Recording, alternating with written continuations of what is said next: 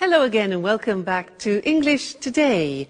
And this is DVD 18 and the first DVD of your advanced level.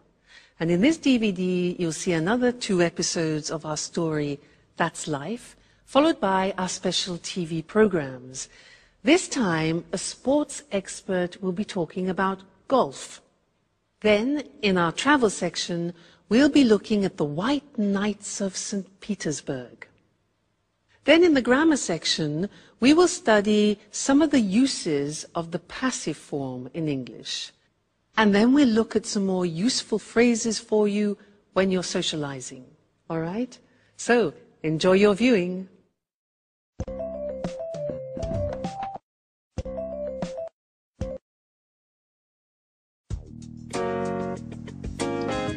Hi, Sarah.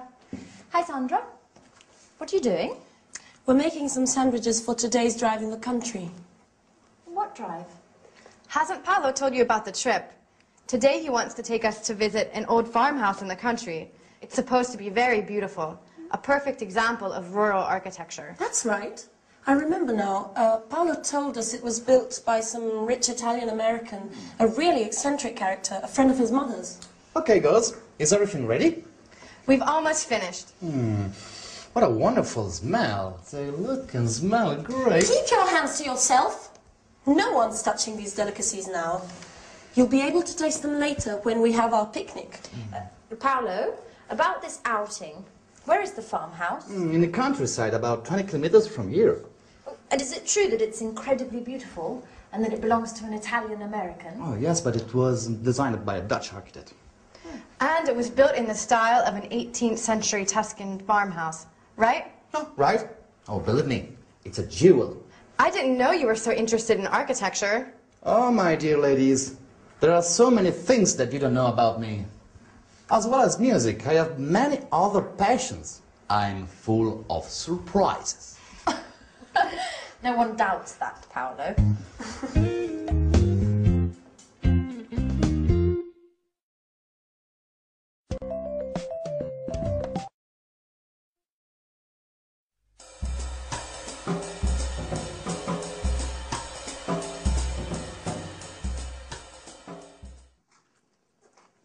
So, tell me more about this house. It's fascinating. Oh, you're right. And you have to see the garden. It's a haven of peace and tranquility. And what sort of plants are there? Oh, thousands. Big old trees, grapevines, olive groves, and many types of roses. And it's huge. There are 8 gardeners. Oh, really? So many? It's a lovely spot. My mother used to take me there a lot. I love to lie under the oak trees. It gave me a sense of peace. That's where I gave my first kiss. Wow. Who would have thought our Paolo was so romantic? Are you making fun of me? No, definitely not. I bet this enchanted house has been the source of most of your musical inspiration. How do you know that? Considering it doesn't take much to inspire you, I can imagine what a paradise can do. Oh, hi. Hi. Sorry we made you wait. Paolo was just telling us about the garden. Oh, Okay, let's go. I can't wait to see this place. do you know where Mike and Michelle are? They should be here by now. Oh, Michelle went out for her morning jog earlier. She should be back by now, so she's probably having a shower. And Mike's in his room watching a football match. What a surprise. Okay, I'll go and give them a shout. Oh, Sarah, have you got the camera? Oh no, I left it in my room. Why don't you go and get it? We should be able to take some lovely photos today, right? You're right. I'll go and get it.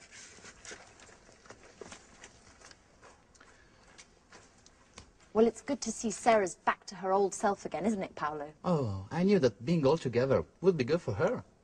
Okay, let's check we've got everything. Okay, Sandwiches. got them. Drinks. Got them too. Okay, I think we have everything. I feel like I've forgotten something. No, we haven't forgotten anything. Oh, no, wait a minute. Just a minute. My guitar! Oh, no, Paolo, not the guitar. Just for today. We said it'd be a calm and relaxing day. What could be more relaxing than the sweet melodies of my guitar?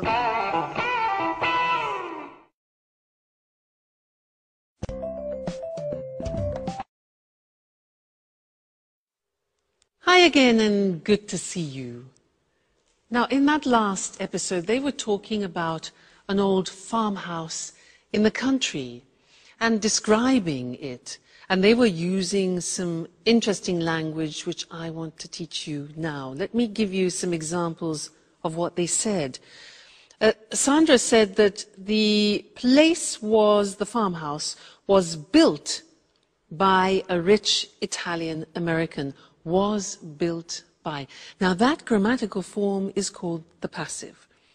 We're going to study that now. But other examples. Paolo said, yes, it was designed by a Dutch architect. It was designed. He said, it is built in the style of an 18th century Tuscan farmhouse. The passive, that's what I want to look at with you now. We'll go to the screen so that you can see how the construction works. It is actually quite simple because you need to take the verb to be in the necessary tense, whether it's past, present or future, and then you add the past participle of the main verb. Okay, so that is the grammatical form. When do we use the passive? We use the passive when it's more important the action which is happening and not the person doing it. Let me give you an example, try and make it clearer.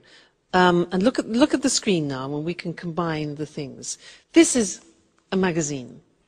Now, I want to talk about the magazine in the present. And there are various things that I can say. For example, this magazine is published in the United Kingdom. Is published, the verb to be plus the past participle. Other things that we can say about it. The articles are written by top writers. Now, notice that if you want to actually mention the people doing the object, the action, you use by. So, these articles are written by top writers, okay, top journalists. Another example, it's delivered worldwide. It's delivered worldwide. There again, we don't know by who, but it's not important in this case. It's the action which is important. So that's in the present, using the verb to be in the present form is, are. Let's move on to the past tense now and take these shoes. We can say about these shoes were made in Italy, okay? These shoes were made. Notice that the verb to be is in the past and it's plural because it's two shoes. So not was made, but were made. These shoes were made in Italy. The other examples are they were designed by a top designer and only a limited number were produced. All right, so the verb to be plus the past participle. Then if you think about the future, you can put the verb to be in the future, and let's think about a film that has some perspective that is going to be made in the future.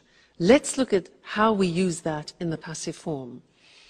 The film is going to be set in America. Now that's a bit more complicated.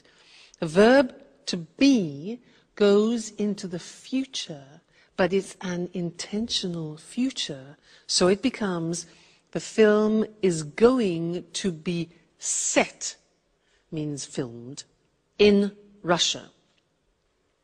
It's going to be directed by Spike Lee. Now here the information Spike Lee is important, so we add by. It's going to be directed by Spike Lee, and it's going to be released next summer. Released, taken to the cinemas next summer. So that's the passive form, as you can see, if you know the verb to be very well in all the different tenses, past, present and future, it's not difficult. And it's actually not different in English to many other languages. All right? So that's the passive. See you again next lesson. Bye.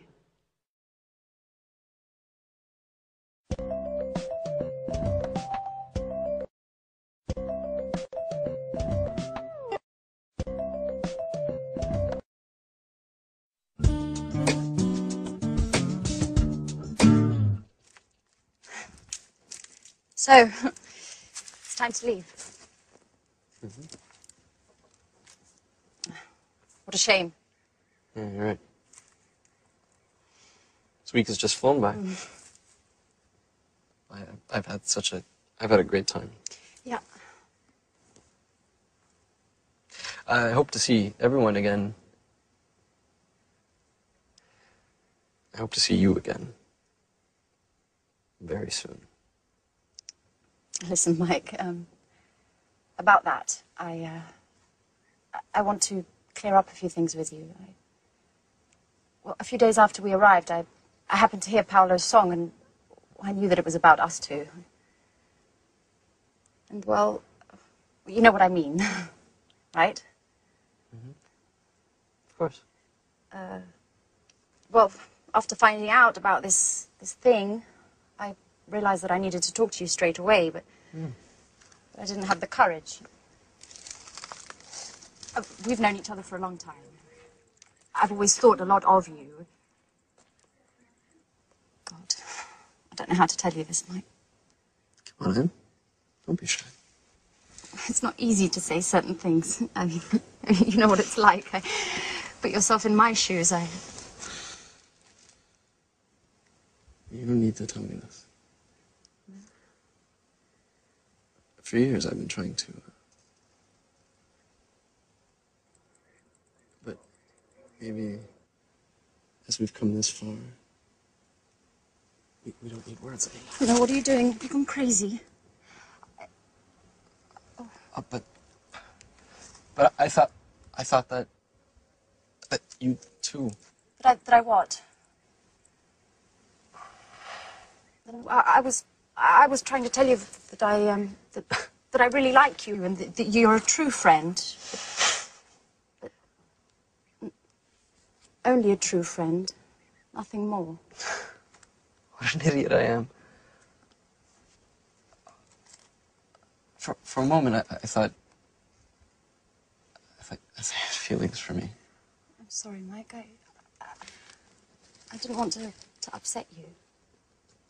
It's just that, well, the truth is that there's someone else in my heart. I know. Don't worry.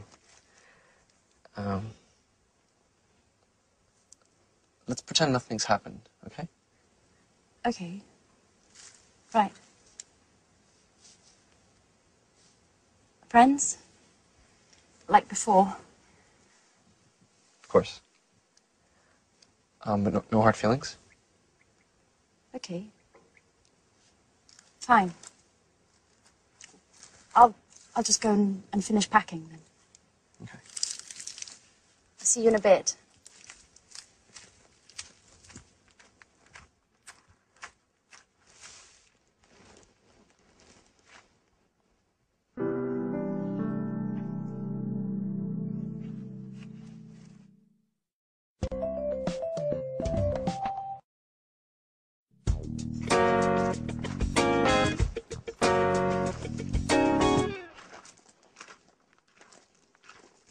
So, it's not true you were only interested in football and nothing else. What are you trying to say? Don't play the fool with me, Mike. I understand lots of things now. Like the time I told you I loved you. Do you remember?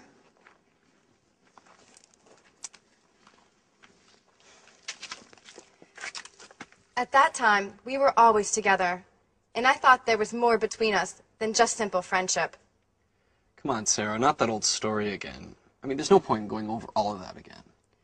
Well, I think it's time to put a few things straight, once and for all. At that time, you told me you weren't in love with me, and that you didn't want to deceive me. I felt rejected, and thought that football was to blame. I thought that football was the only passion in your life. But now... But now what? Oh, stop it, Mike. I saw you here just now with Anne. Wait a minute, sir. Let me explain things. Oh, you don't need to explain. I'm not angry. In fact, you, all of you, have helped me a lot in the past few days. I'm at peace with myself again, and this is really important. And, to be honest, I'm glad to have found out the true reason for your refusal was another woman, and not football. I think of you more than any sport, sir.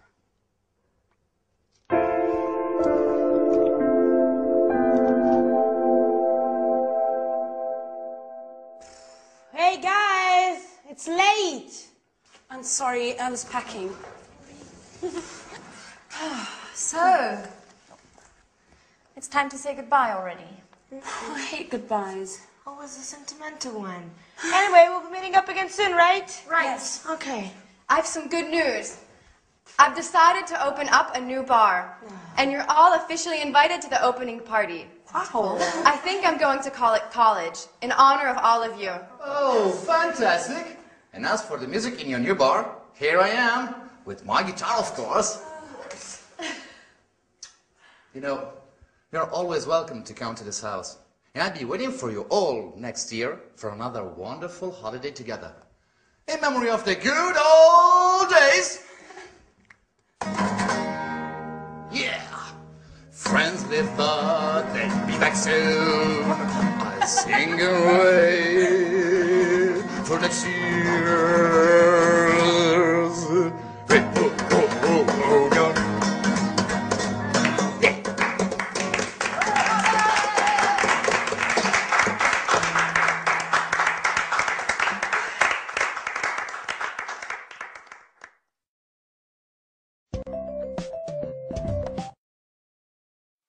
Hi again. Anne said, and so it's time to leave. What a shame.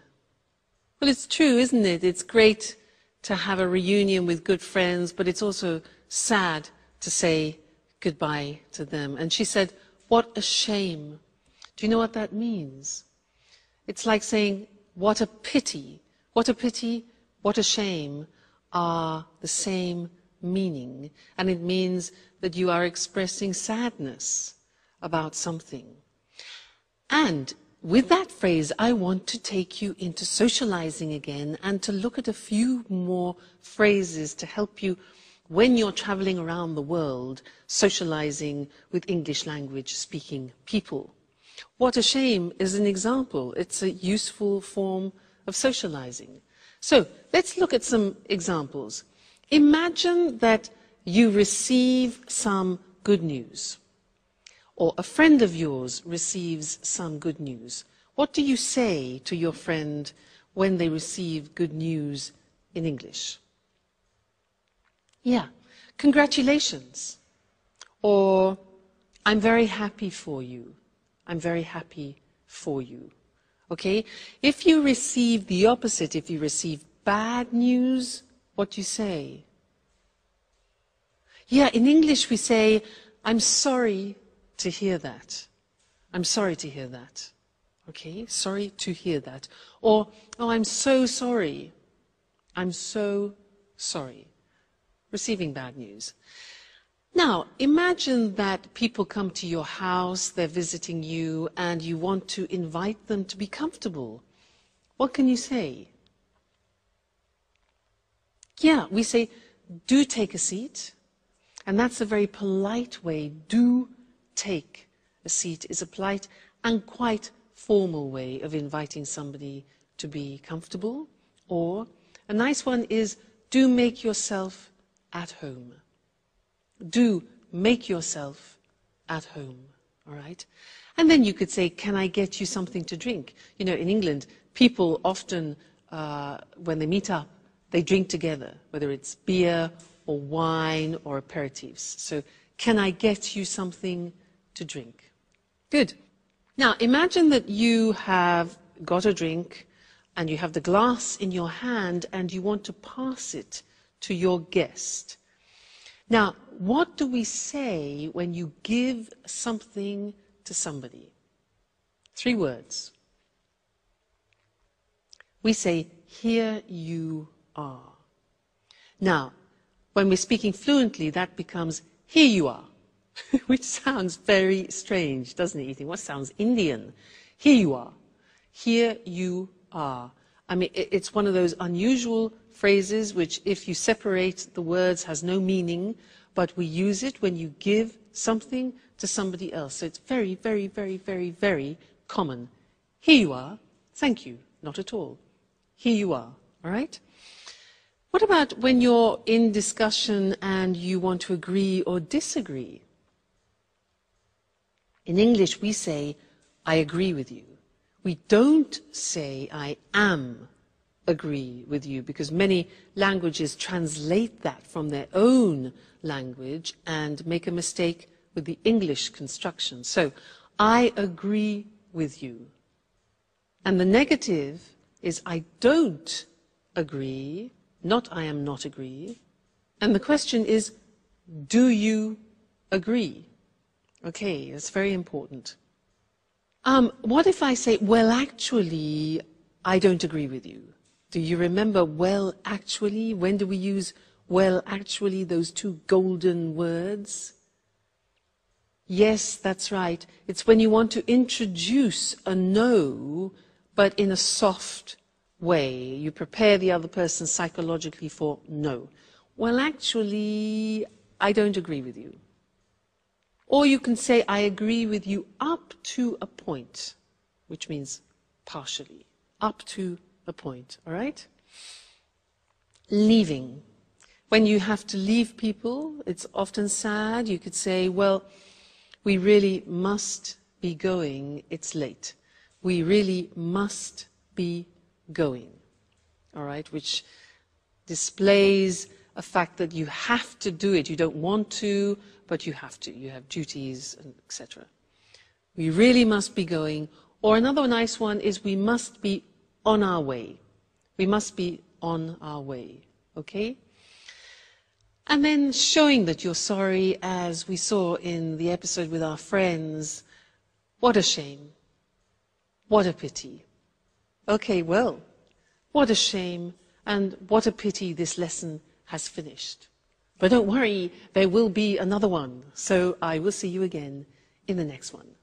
Take care until then. I must be on my way. Bye.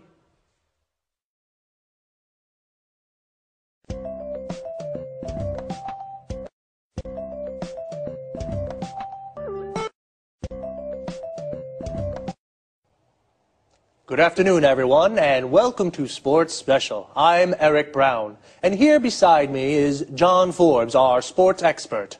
Today we're going to talk with him about golf. Hello, John. Hello, Eric. Hello, everyone. So, John, tell us, where did golf start? Well, the game of golf is believed to have originated in St Andrews, a small town on the east coast of Scotland. It's thought that local people started the game by hitting stones around a grassy area next to the sea. Really? That's right, Eric. Today, golf's a very popular game in Scotland, and many towns and cities have municipal golf courses where everybody can play quite cheaply. Today, the Royal and Ancient Golf Club is located in St Andrews. This is the body that draws up the rules of the game and answers questions golfers around the world have about the rules. You know, there are 6 golf courses in St Andrews. One of these is the famous Old Course, the world's first golf course. Right. So St Andrews is the place to go if you like golf. About the game.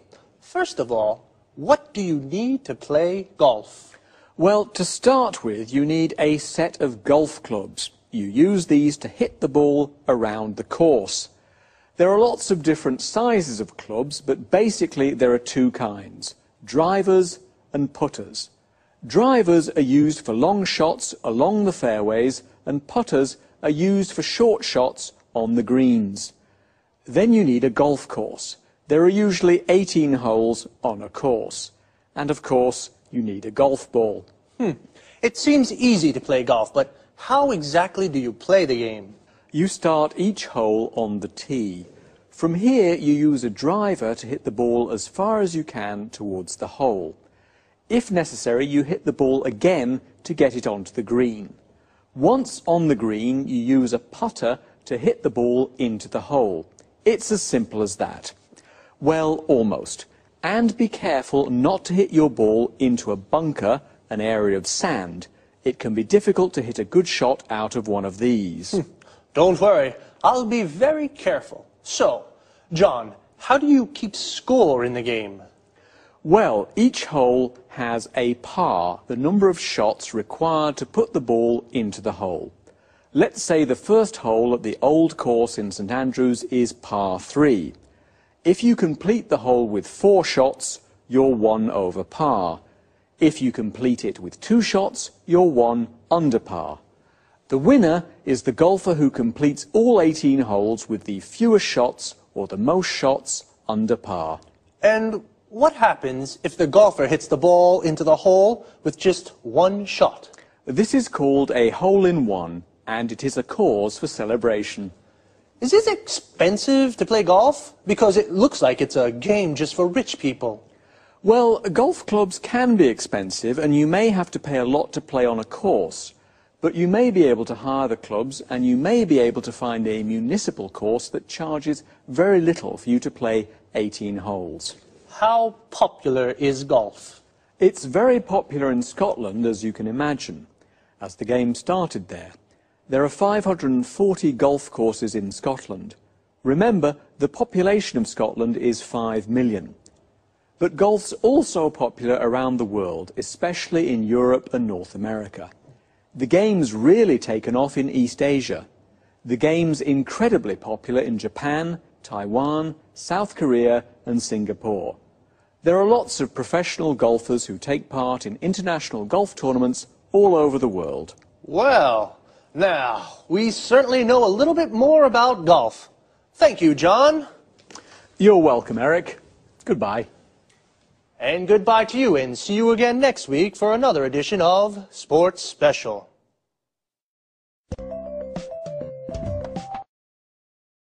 Okay, now let's go back to the start. So where and how do you play golf? The area where you play is called a golf course. A golf course has 18 holes. The aim of the game is to hit a golf ball into each hole with the fewest shots possible. A shot is when you hit the ball. To play golf, you need, well, yes, a golf ball and a set of golf clubs. A set is a complete group, and a golf club is the thing you use to hit the ball. There are 2 kinds of golf clubs. Drivers, these are clubs for long shots, and putters for short precision shots, to hit the ball into the hole. You take your first shot on the tee. This is the starting point on the golf course. For the first shot, you use a driver to hit the ball along the fairway onto the green. The fairway is the area between the tee and the green. The green is the area of grass around the hole. Here, the grass is cut very short. You must be careful not to hit the ball into a bunker. A bunker is an area of sand. And how do you keep the score? The score is the points of the players. Notice we say, keep the score. This means count the points. Well, each hole has a par. A par is the number of points required to hit the ball from the tee into the hole. We say, for example, a hole is par 3. This means you have to get the ball into the hole with 3 shots. If you need 4 shots, your score is 1 over par. If you only need 2 shots, your score is 1 under par. And if you complete the hole with just 1 shot, it's called a hole-in-one. The winner is the golf player with the most under pars. Well, golf really has taken off around the world. We say something has taken off when it becomes very popular. Okay, sports lovers, that's all from me. See you next week.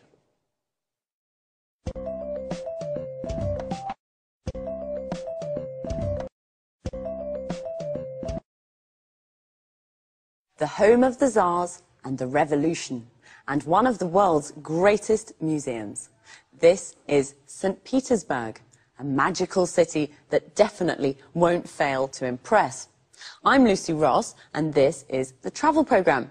Today we'll learn about Peter, as the locals call the city, with our travel expert, Christine Oteng. Hello, Lucy, and good morning, everyone. Well, St. Petersburg is beautiful at all times of the year, but it's during the white nights, when darkness never falls, that the city really is at its best. Would you agree, Christine? Yes, definitely. As you'd expect, these long evenings occur in midsummer, particularly during the last 10 days of June. During this period, St. Petersburg really is a fun place to be. The sun barely sets, it's still light even at midnight, and the city overflows with festivities to celebrate the longest days of the year. Are there any special events? Of course, during these evenings, it's possible to watch some of the world's best opera and listen to some of the best classical orchestras. Mind you, it's not all highbrow culture. Locals often stay out celebrating all night. There's also a White Nights Dance Festival, with events ranging from folk through to ballet. So, it's possible to see the famous Kirov Dance Company? Sometimes it is, yes. It doesn't always take part, though, but it does usually put on student performances. And what about the city's monuments? Is there anything really special that visitors must see? Well, there really is a wealth of sights for the visitor to take in. St. Petersburg is famous for its many museums and art galleries. The Hermitage, for example, is one of the world's leading museums with a breathtaking collection of all kinds of art and is most definitely not to be missed. There are also numerous former imperial palaces that can be visited both in the city and along the shores of the Gulf of Finland. And try not to miss the city's churches, the main ones at least. Actually, there are so many that it'd be impossible to visit them all. Well, tell us, Christine, is it true that the city's called the Venice of the North? Yes, that's right. This is due to the river Neva that flows through the city and the numerous canals that crisscross the historical centre. On this subject, another special midsummer event is the raising of the bridges over the river Neva. Thousands flock to the riverbanks to see the raised bridges silhouetted against the twilight sky. Well, visitors must remember, find out when the bridges are lowered, or they might not be able to get back to their hotel. That's right. If that happened, they'd just have to stay out celebrating until dawn. Well, that doesn't sound too bad. And the food? I've heard the food's not very good. Is that true? Well, let's say it's not the place to go for a food trip. But if you like a drink now and again, this is the right place for you. Russians love vodka, and they love inviting their friends to drink with them. And Russians can be disarmingly generous and hospitable. But be careful. The vodka's easy to drink, but don't overdo it, or you'll feel it the next morning. Did you hear that?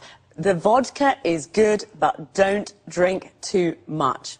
And do enjoy St. Petersburg, a truly fascinating city to visit. Thanks, Christine. Goodbye. See you again soon to discover more interesting places with the travel programme. So, St. Petersburg is at its best in midsummer. Midsummer is the middle of the summer. We say something is at its best when it's in its best condition. The city is at its best because in midsummer the sun barely sets. When the sun sets, it goes down. The moment when the sun sets is called sunset or dusk.